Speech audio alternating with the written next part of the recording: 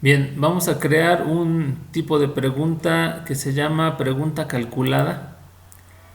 ¿Para qué es útil este tipo de pregunta? Cuando los estudiantes deben hacer operaciones y nosotros deseamos que sea con números diferentes, tal vez una fórmula, pero que para cada uno de ellos su examen se presente con valores diferentes. Este es el tipo de pregunta que debemos utilizar, pregunta calculada, ya que es posible generar números al azar para que a cada uno de ellos les ponga diferentes valores y puedan o tengan que usar la misma fórmula y cada uno tenga que hacer sus cálculos. Entonces vamos a crear este tipo de pregunta que se llama calculada. Vamos a poner el nombre de la pregunta calculada, por ejemplo, teorema de Pitágoras. ¿Sí? Vamos a hacer que a algunos les presente una base, a otros otro valor y tengan que calcular con diferentes valores. Digamos lo siguiente, la base de un triángulo rectángulo es, y debemos poner entre llaves a la variable que vamos a utilizar, por ejemplo a. Aquí va a aparecer un número al azar que en un momento vamos a poder configurar para que nosotros sepamos en qué intervalo de valores va a tomar esta variable. Entonces a y altura. Debemos encerrar entre llaves a la variable. Coma, determinar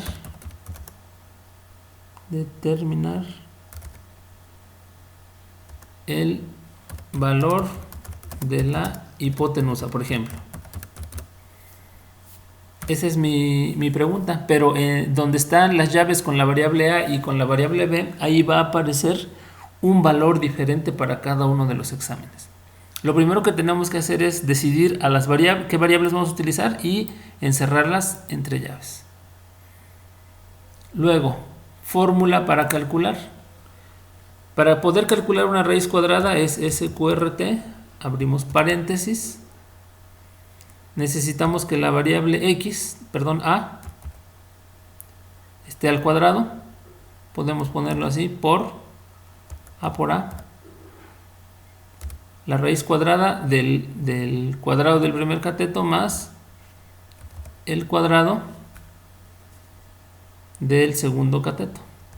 Lo podemos hacer de esta manera, multiplicando. Claro que a veces eso resultaría un poco complejo, pero podemos utilizar este símbolo que se llama circunflejo.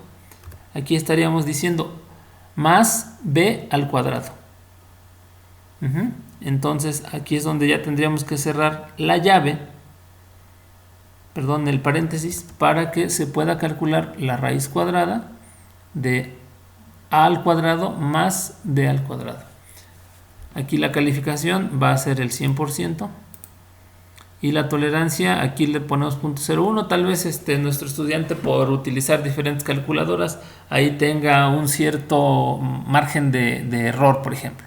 Entonces le vamos a dar esa oportunidad. No empleamos unidades. Aquí en la instrucción sería conveniente escriba el resultado numérico. No use unidades, por ejemplo. Y eso va a ser más específico. Claro que el estudiante deberá leer esa pregunta. ¿Le marcamos ahí alguna penalización o no? Si hay pistas también. ¿Ya? Y lo que debemos hacer es, después de haber definido toda esta parte, a ver, permítanme actualizar o guardar cambios.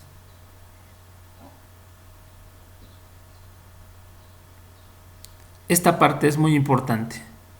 Cuando nosotros hemos definido algo que se llama comodines o valores.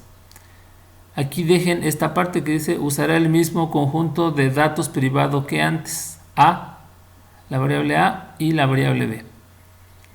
Y le dan clic en página siguiente. No sincronicen, ya que eso a veces genera algunos errores y de esta manera pues no tendrán fallas. Dan clic en siguiente página. Acá está la opción. Y ahora sí viene la configuración de los datos.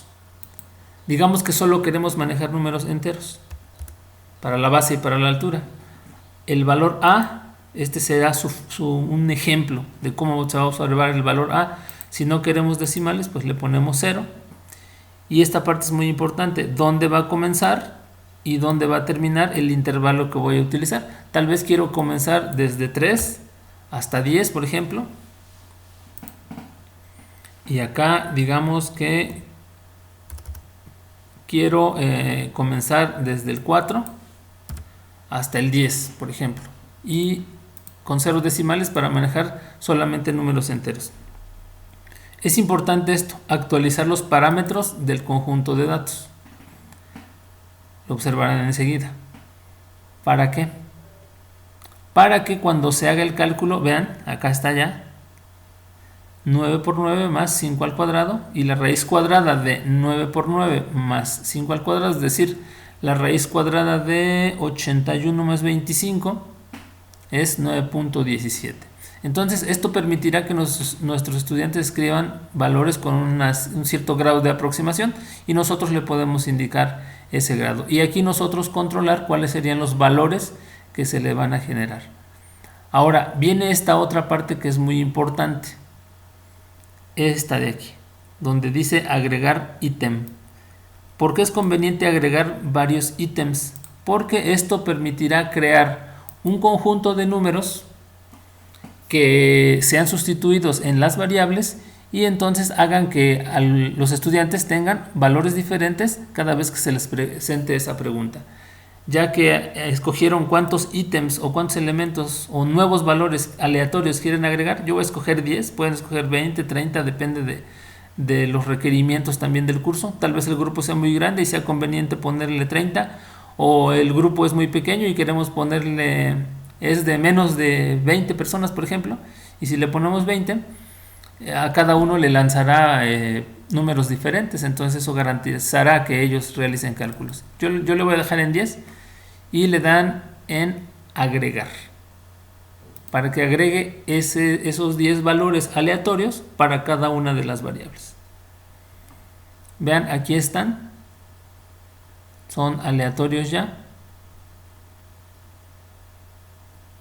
y se empiezan a agregar todos. Y lo único que hay que hacer es guardar cambios. ¿Esto qué va a permitir? Que tengamos ya la pregunta, la vamos a visualizar. Vean, aquí la base de un triángulo rectángulo es 3 y altura 7. Voy a cerrar la vista previa para que observen lo siguiente. ¿Qué sucederá en otro examen? Vean, la base del triángulo es 7 y la altura 8. Voy a cerrar la vista. Y nuevamente, vean, me está poniendo diferentes valores. Eso obliga a que los estudiantes tengan que hacer los cálculos y responder. Entonces, aquí es donde nosotros podemos hacer que los cálculos cada uno lo tenga que hacer o cada estudiante lo tenga que hacer y presentarle diferentes valores para que eso evite las copias. Entonces se ven obligados a hacer esos cálculos. Y de esta manera estamos creando una pregunta que tiene números aleatorios para resolver los cálculos y donde el estudiante tiene que hacer las operaciones y verse forzado a hacer todos los cálculos y manejar fórmulas, por ejemplo. Y de esa manera hemos trabajado con este tipo de preguntas que se llaman también de respuesta numérica, pero que podemos trabajar con números aleatorios.